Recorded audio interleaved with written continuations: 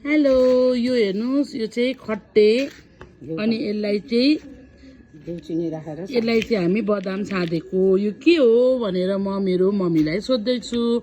mummy आज के खान लाग्यो आज हामीले घिउ खट्टे यो घिउ खट्टे भने के हो मम्मी घिउ खट्टे भने यो सिरौला खाने चामल हो यसलाई भुटेर घिउ चिनी हालेर साँधेपछि यसलाई घिउ खट्टे भन्छन् हजुर यो पुस महिनामा खान्थ्यौँ हामी पहिले अचल त अब यस्तो खाने चलन छैन अचल त अब नान रोटी भेज के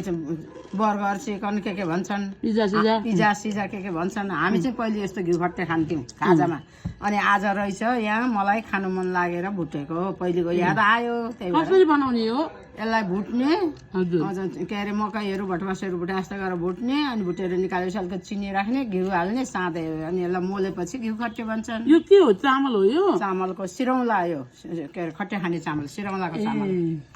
अनि बदाम छासेको अनि बदाम भुट्ने अनि बदामलाई साँधेको भटमास भुटेर साँधेको जस्तै बदाम साँधेको लसुन प्याज खोर्सानी राखेर